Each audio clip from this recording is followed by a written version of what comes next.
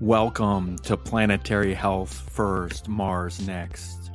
We are on a mission to transform healthcare where all equally benefit by building a robust, dynamic, diverse community.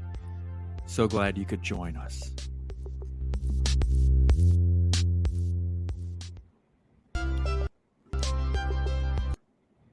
Well, it is an awesome day wherever you are. We are Planetary Health First, Mars Next. My name is Michael Mann. I'm the founder, producer, dishwasher at Planetary Health First, Mars Next. And I am also the managing director of DeSanti, driving our healthcare practice and working hard to find talent and helping healthcare organizations with making sure they're in business and doing the best of business. So today we have an amazing leader in healthcare, Enea. And please say your last name for me, Enea. Yeah, so a couple different ways, but usually go with Topore. Topore. I love it. That's Yeah. awesome. That is a signature. And I've gotten your first name right because we've had a good call, and we had a call when you were in Greece. So that's awesome. Can you give us just a little background other than I can just do real quick? I know you've had some 20 some years in technology. You started out at Goldman Sachs as an analyst, so you already got everyone's attention there. That's who could only imagine everyone, right, coming out of college or wherever to start at Goldman Oh, Sachs. it was even stranger than that. I actually um, started out on Wall Street when I was about 16, and I was at Goldman at 18 on the trading floors. So Wow. Well, that's a whole nother topic. We'll get to yeah, that next time. But just to give the audience a little background, and then you can dig deeper. But you've been at like the biggest of the biggest, 300,000 plus org size, like the AT&T. And then you've the last several years have worked as director of IT at Spring Health, Charlie Health, and just really uh, you are really experienced in digital health. It's sort of a new ad front. I mean, so 5 years, it's like the iPhone prior to digital. So there was no digital health that we know of 5+ whatever years. So that's why I was really excited to have you on today, because I've been able to have a lot of CEOs, founders of digital health technology companies, and then just leaders.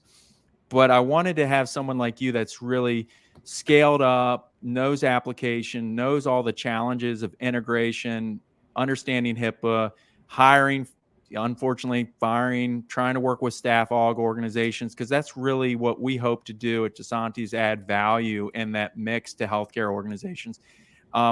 So I think what would be really good is to kind of just start with what is a big topic. It's kind of, I don't know where we are with this topic now, but it's still out there.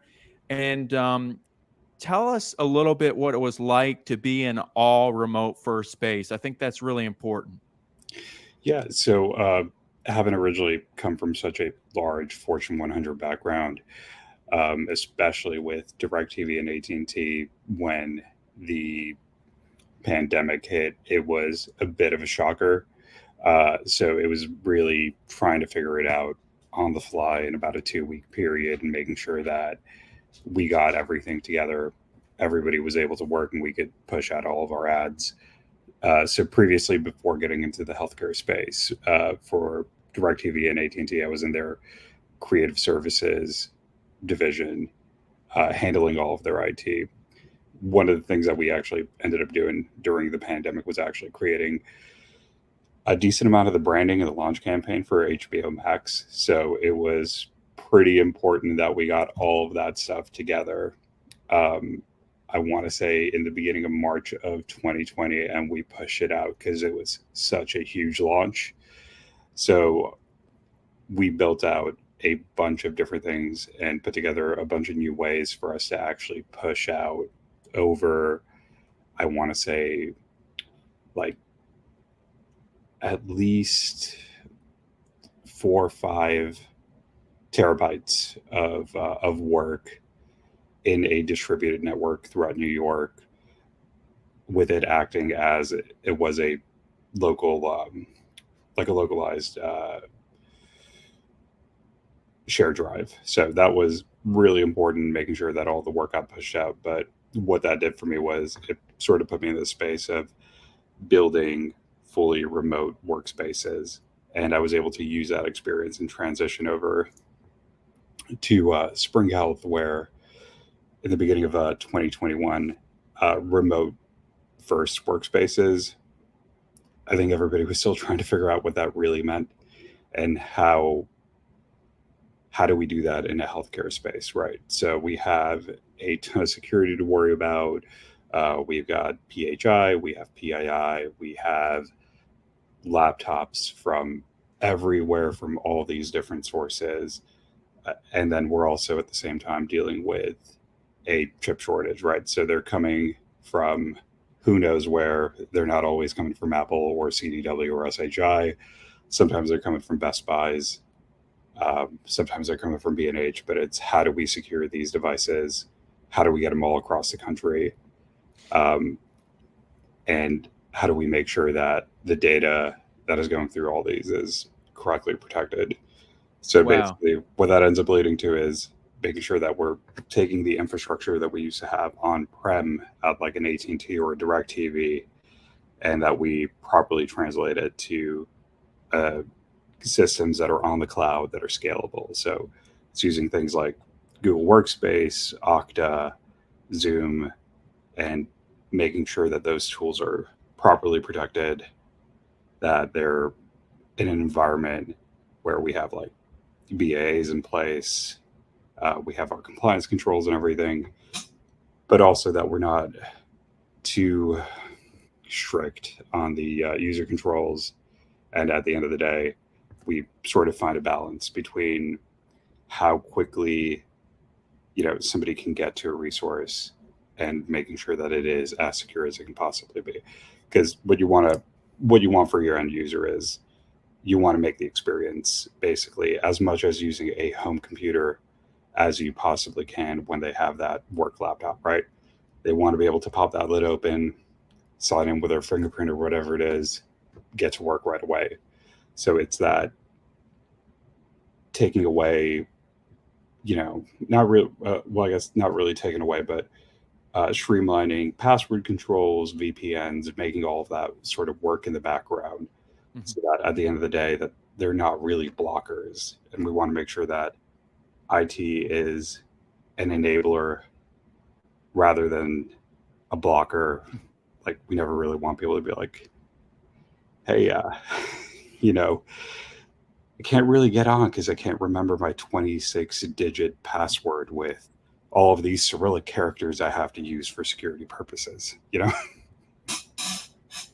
Yeah, I love this. I feel like what you're sharing here is every organization. I don't care. We're getting in this battle now, return to work, hybrid, but it seems like any organization in healthcare, any organization that cares about productivity and empowering everyone needs to have that setup, whether they're fully remote or fully, people are working around the clock. And so it seems like that skill set is essential and important. So that's, um, mission critical for any organization. Yeah, I mean the thing with remote first, right, is you're we've already left the on-prem environment, right? So I don't think there's going back to full on-prem. I don't think we're going to have a space where organizations are ordering more desktops than they are laptops. So it used to be, I've been doing this since I want to say like 2004, 2005. And it wasn't up until 2020 where I saw like a massive shift in the way that we were ordering uh, hardware, where it was previously almost all desktops, maybe some executives got laptops for travel.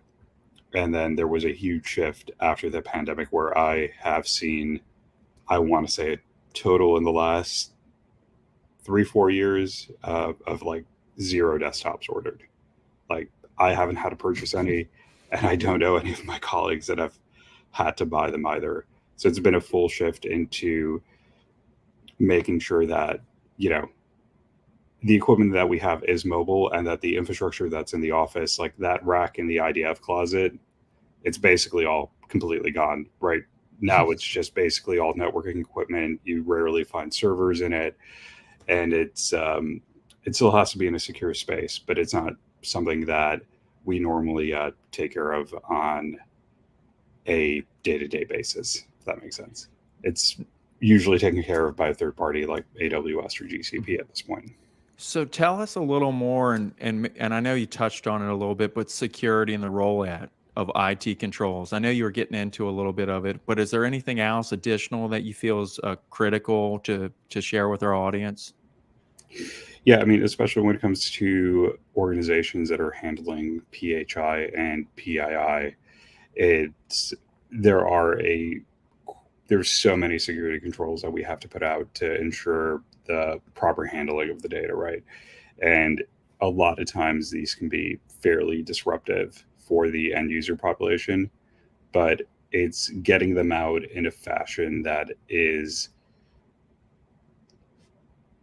kind of that works with the environment that you're in, right? It's making sure that there are a good amount of notifications, communication, and over communication, and that at the end of the day, the way that we're building out these security controls, that we create the correct exceptions for everybody to get their work done, right? So when it comes to say removal of admin rights, right, that is a really big one, especially when you're dealing with engineering teams in a healthcare space. So there are a ton of engineering teams now, especially in healthcare and SaaS-based healthcare.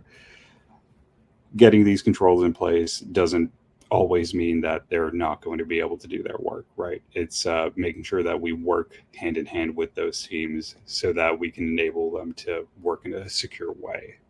Um, there are like certain controls that we can give back depending on how they're doing testing, depending on how they're using GitHub or whatever repositories that they have, so that we don't completely lock them out. We can do edits ofplists, edit like we can change up some regedit files. There's a ton there, but it's properly taking a look at that environment, making sure that the work is done correctly before pulling that trigger and letting them know that, hey, this is going to be done, but we're doing it in such a way that it shouldn't affect you. And if it does, this is our exception process, right?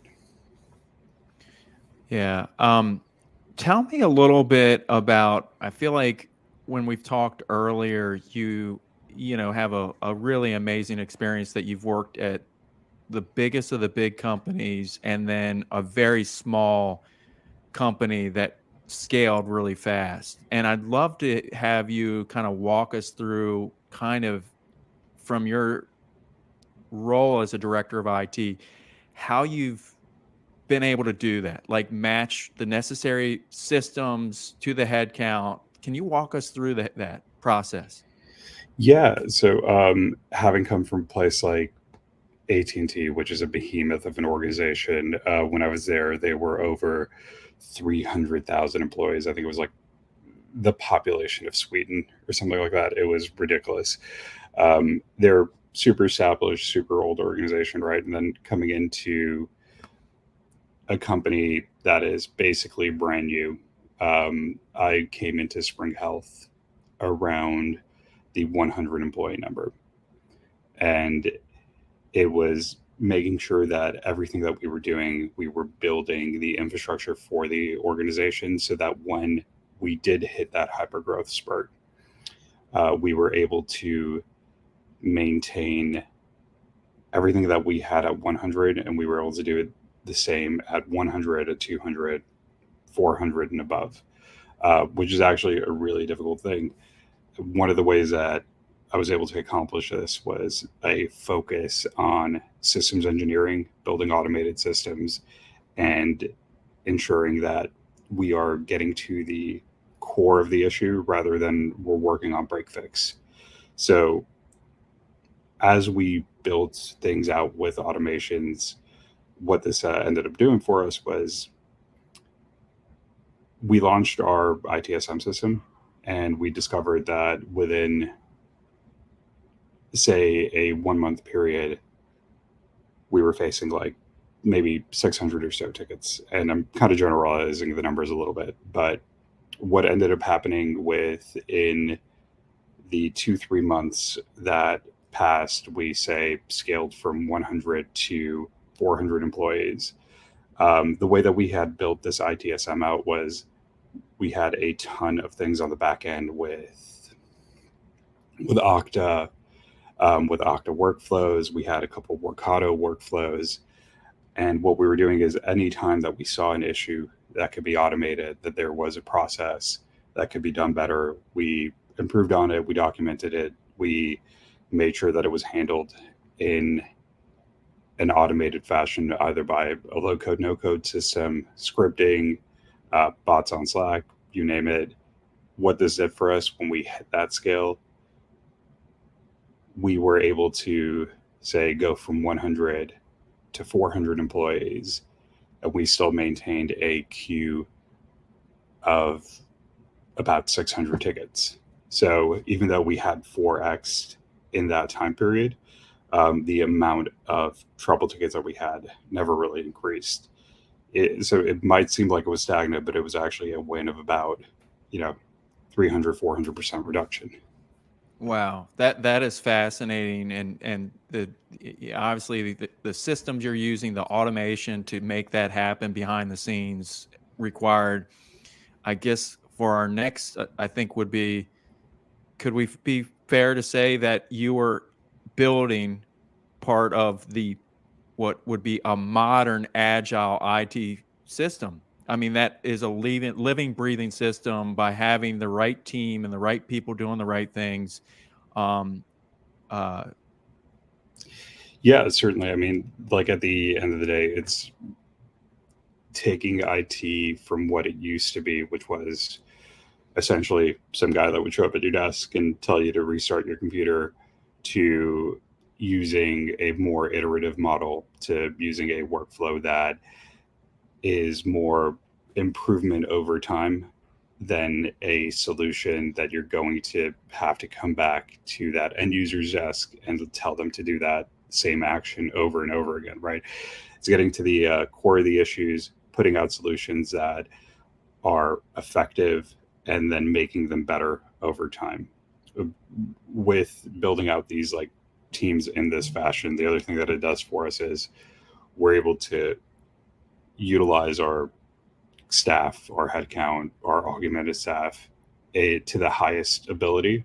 So a lot of the things that I've done in these organizations is making sure that the people that we're bringing in, whether they are contractors or full-time or additional resources, that they are the most impactful, right? And it's having that documentation, having that scope of work, and how it's going to impact the organization. And a lot of times we do have to go outside to make sure that we get these resources, and we have to get a little creative with where they're coming from, because they're not always IT resources. Sometimes we have to pull in a security engineer, sometimes we have to pull in a Python developer, and it's making sure that we have the correct partnerships to be able to get that done. So it's a lot of times I have relied on a decent amount of staff augmentation from a couple different places to make sure that we're using resources effectively, that they're as impactful as possible, and that the work that they're doing is, showcased to the leadership in the organization as well, right? how, as a leader, do you make sure you empower your own internal team, your IT team, and then not alienate the staff aug, the contractors? What do you do? What do you find is the best way, the best approach to make sure everyone's working together? Well, I really like to build teams that are completely unsiloed. I like to sort of spread around all of the projects and the work. I very much value the communication in between all of the different departments in IT, whether it's IT, security, compliance, systems engineering, whether you're building out a project or you're rolling it out, having a different viewpoint coming from a different environment having that diversity in a team is really powerful. And I empower them by giving them ownership of their projects. And the way that I like to look at staff augmentation is, this isn't something that we're taking away from you. Like, we're providing you resources. Like, we're helping you out because these things are complicated. We need to knock them out. And this is a tool for the internal team to be able to use to be as impactful as possible, right? So we're always working on super tight timelines, and it's how do we get the most out of them while they're most of the time, they're over that 40-hour week, right? So it's how do we help out these teams maintain that ownership, maintain that work-life balance, and give them something additional to push that project over the edge, make sure that it's delivered on time and it's better than it could have been, right? So a lot of times that ends up being it. Let's go to some SMEs, some external resources, and we'll work together with them to make sure that this is done in the best way possible. So I love how you're really keeping the lines of communication and really making it the rational approach when you're bringing staff on, that you're really supporting, empowering your team, freeing them up. So that communication is critical and not alienating them. Um, tell me like where you are right now, and you as an individual with the director of IT, what are you excited about from your own technical interest?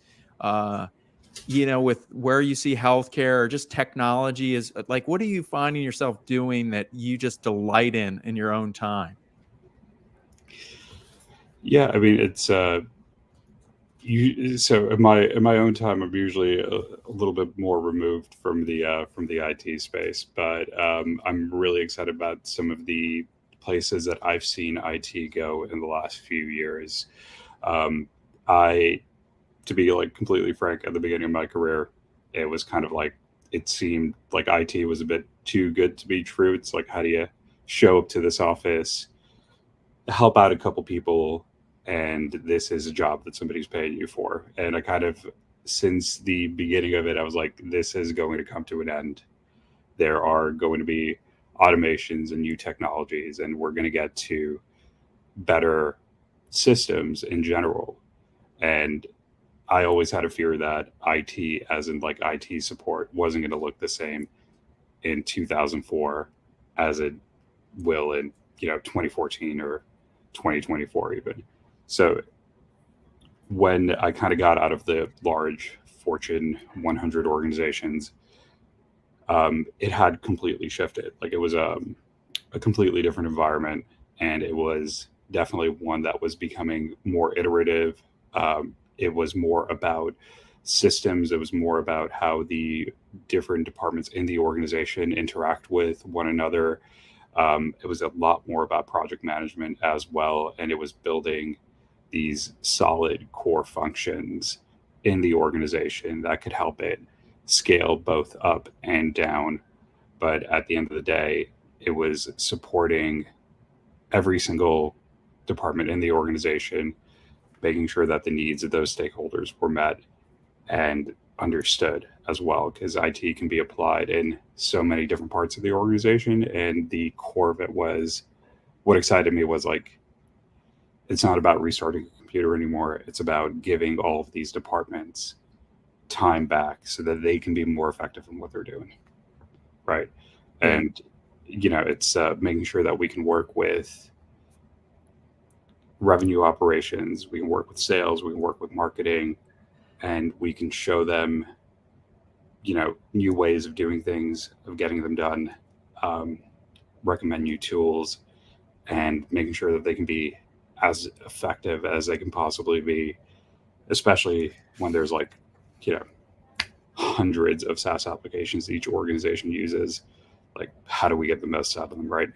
Because that $2 per user per month doesn't seem expensive, but it adds up real quick. So let's get the most that we can out of it. I like that. $2 per. Yeah. You can make $1 billion business, huh? AWS or whatever, doing whatever. Exactly. Tell me, you've been director of IT. What would be the next, like, if, I know like what would be that next step for you, that if I could wave the magic wand in that next role, or I would love to think if that popped out to you, what would that be? What would that look like? I mean, I'm looking at, in the future, just continuing to do this, but at a larger scale and making sure that um, the role that I'm in, we can be as impactful, or I can be as impactful to the organization that I'm with by uh, bringing up new leaders through mentorship. And I guess what it really looks like to me is potentially moving up into that VP, that CIO space, um, and enabling all of the new talent that's coming through to be able to do their best work, and creating a space for IT where IT isn't sort of put in a corner in the organization. A lot of times, in a lot of different places that I've been, it's felt as if IT is more of a service than really part of the company itself. So it's enabling that IT is a part of this organization. We do some really good work, and we're here to help you out. Right. Yeah, so I like what you're saying. It's like elevating, moving up VP level where you can have a seat at the table working with the leadership, the C-suite, to really make it part of the core strategy of the business to really make things happen. Empower your team and your leaders. And I love how you're talking about, what I would hear is, I'm hearing servant leadership, where you're really mentoring, you're working with the team throughout the organization up and down. And I'm excited. I think you're ready.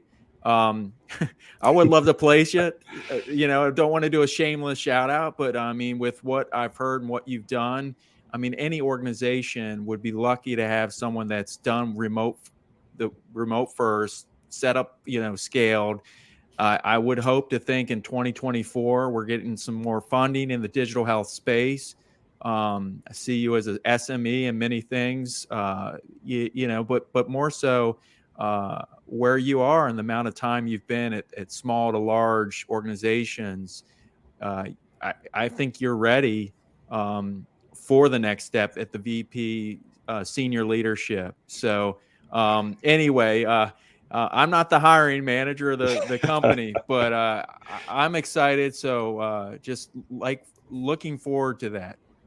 Yeah, I appreciate the kind words. I mean, at the end of the day, I think it's about regardless of what the level or the next step ends up being for me, it's making sure that we're able to take IT as a department away from being a cost center and to being seen as something that gives back value to the organization, like something that is much more impactful, right? It's a lot of times when we're looking at different types of engineering teams, they're never really seen as a service, they're seen as providing value. So it's what I want to work towards is making sure that we can put IT in that same light, right? That it doesn't end up being this sort of cast aside department of engineering, but it's really broad. It's kind of its own thing, and it can also provide just as much value.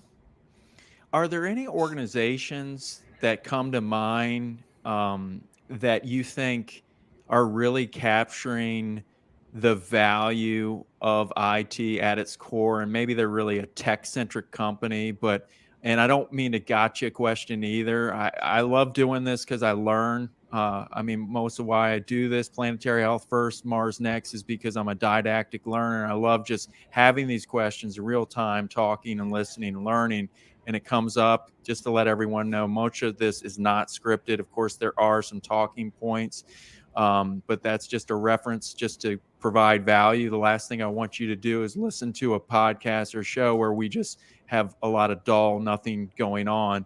But tell me a little bit about your thought on that, please. I think it's all of the startups really. So coming from that large established space, you'll see that there is a ton of technology there that will be from the beginning of really computers. Like, I mean, there are spaces that I've been in that there were servers that had been running on languages that are completely lost, which is a really difficult thing to deal with when you're essentially Frankensteining a machine. You have lost the documentation for it. It's built on a language that's no longer used, and you've forgotten what the function of it is. And a lot of times that just sort of naturally happens, right? You end up losing these engineers, and if it's long enough, they're no longer with us, unfortunately, right? So you have to keep this equipment going.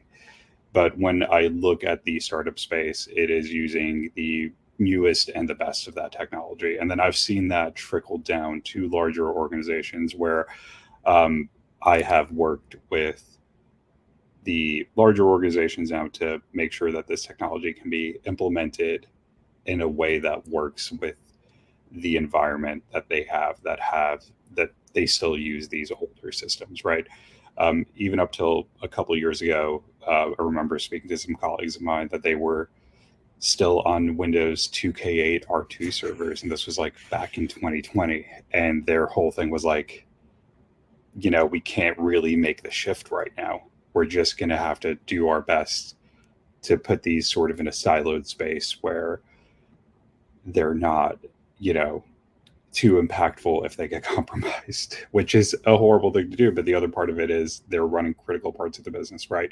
So it's how do you take the function of what those servers are performing, translate that into a new environment, and move it forward. Is you have to use these principles that are coming out of the startup space. You have to use these tools that are being built by these SaaS organizations, that they are essentially the same tools that the older organizations have, but they're a little bit better because they are more flexible. They're in a cloud environment, and a lot of times they have better encryption software, they have better tools, and they will utilize a full suite of whatever is on that cloud provider to have them protected.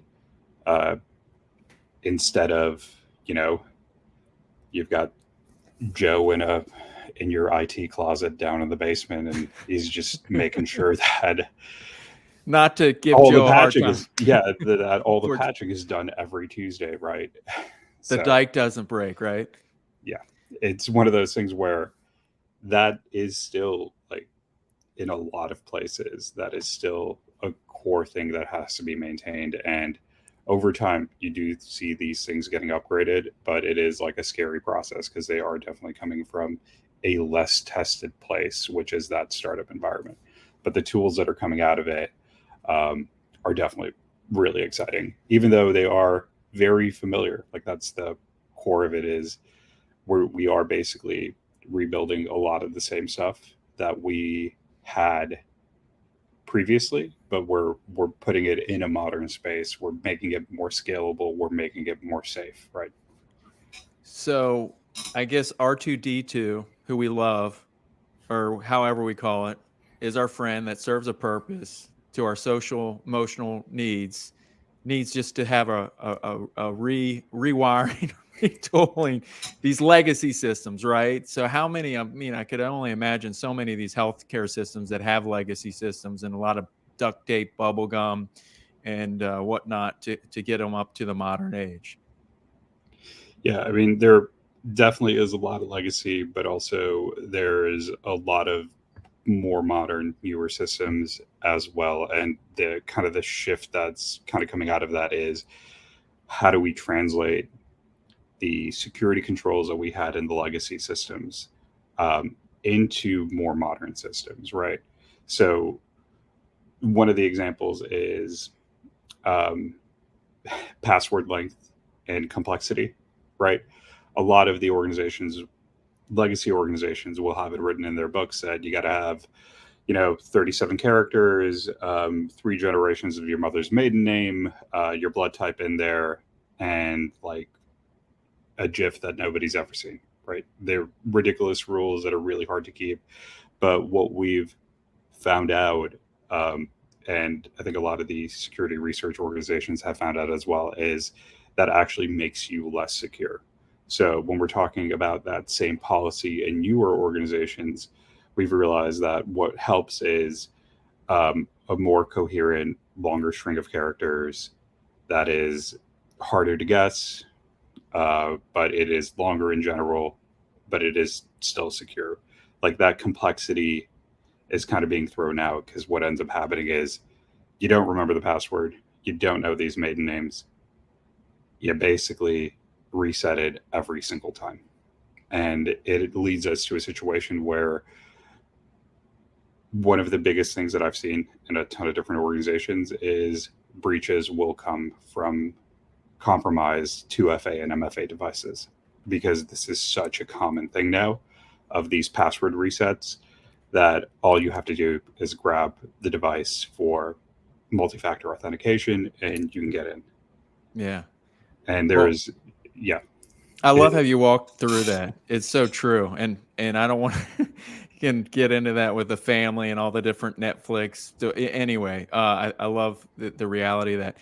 Let's just throw out. We're kind of coming towards the end, but everyone wants to know about the what do you think about generative AI? I guess if you can just so I can at least get my search engine optimization or SEO going on that. So if you just tell me a little bit of what your thoughts are. Is it going to destroy us? Are we going to reach singularity in 6 years, possibly because all the servers in China and supercomputers in Sweden are going to be hacked and blah, blah, blah, and it's going to know everything and it's just going to want to dominate the world?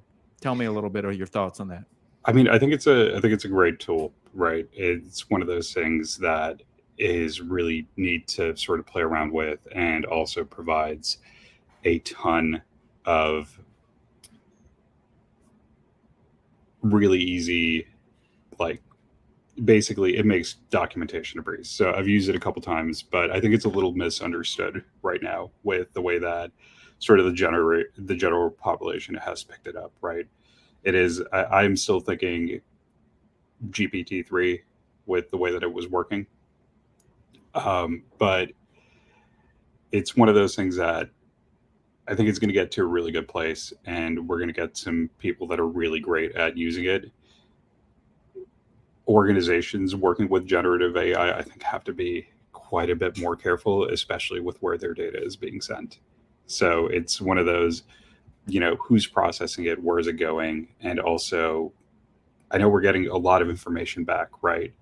But what is the originality of that? Where did it come from? And how are these words being put together? Because all of the stuff that's coming out of generative AI has source material that is being pulled from. So it also brings up, somebody somewhere wrote this in this pattern that it's using, right? Mhm. And I think it's a little difficult to call a lot of this like original work. Yeah, copyright. I've been reading now recently a lot. I think there was, some people. What was it? The comedian Silver. I forget who she is, but I think she had written a book. She's suing, whatever.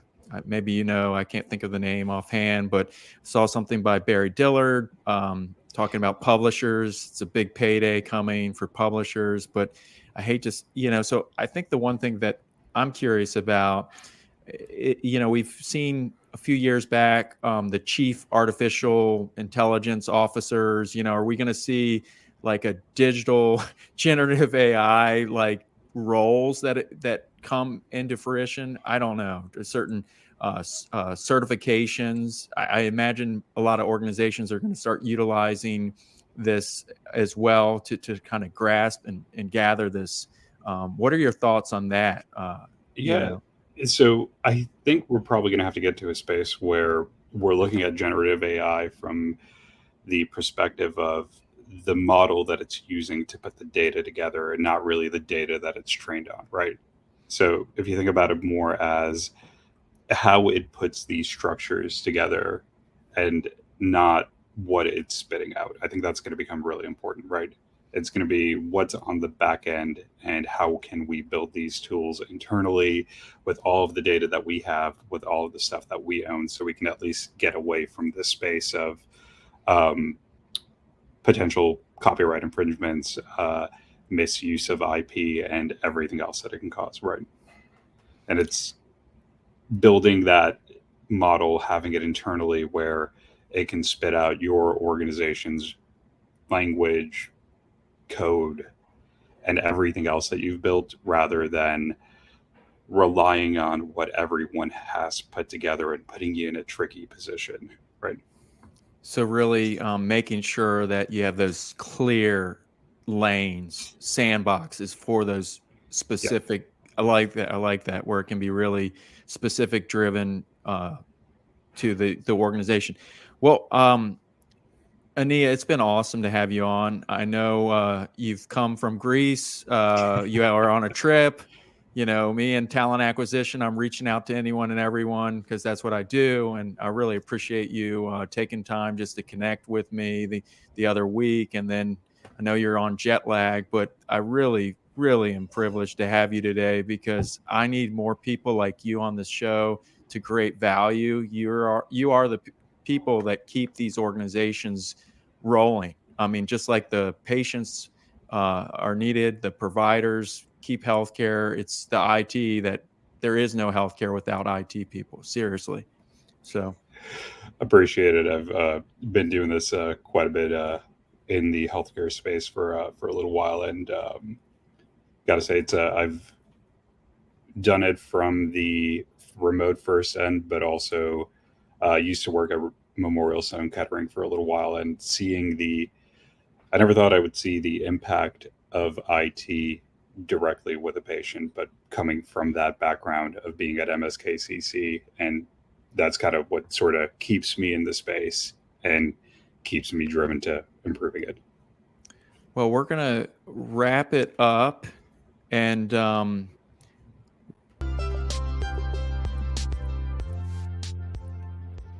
friends, it's been such a great journey today on Planetary Health First, Mars Next. Feel free to follow us. Just type in Planetary Health First, Mars Next on the internet. Until next time.